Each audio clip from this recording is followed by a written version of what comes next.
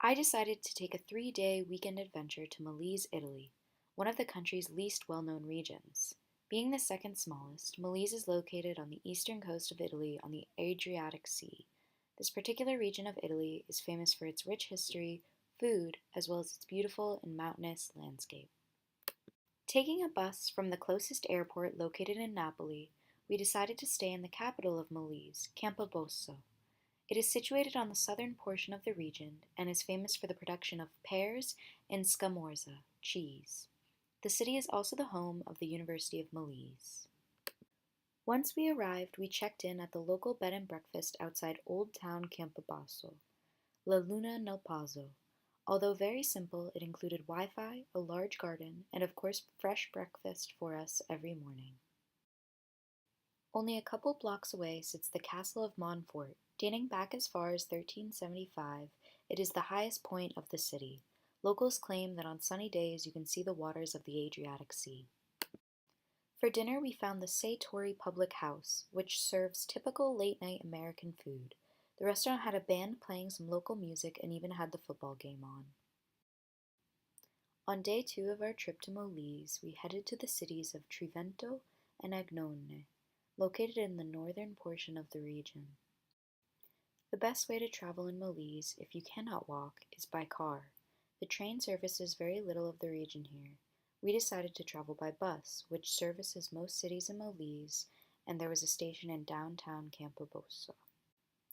We first stopped to see the ruins in the city of Trivento, originally founded by the Romans.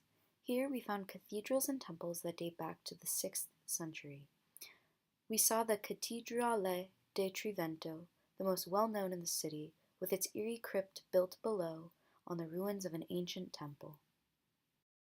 Agnone was our next stop, about 20 minutes west.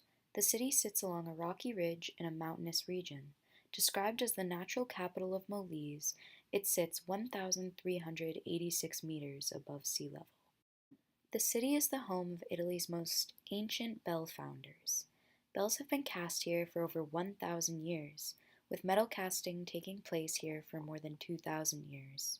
Many of the same family-owned factories operate here as they did centuries ago and offer tours today. Before we headed back to Campobasso for the night, we took a quick stop at the Cremeria L'Abate Maziotta, the confectioner's shop where you can find the best sweets in Molise.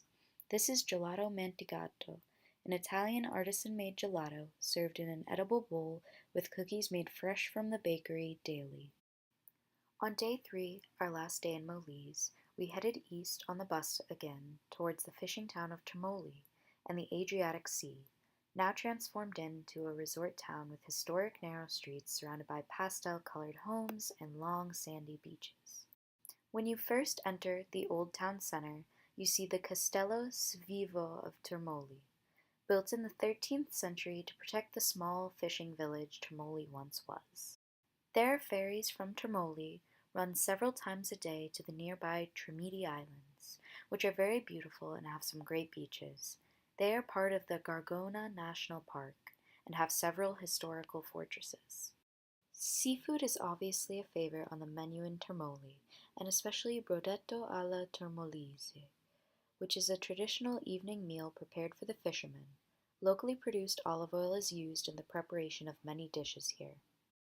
For our final meal in Molise, we stopped at Ristorante da Nicolino. Very well regarded by locals, this discreet restaurant near the entrance to the old town serves some of the best seafood in Termoli. The most popular dishes include the fish soup and the stuffed squid.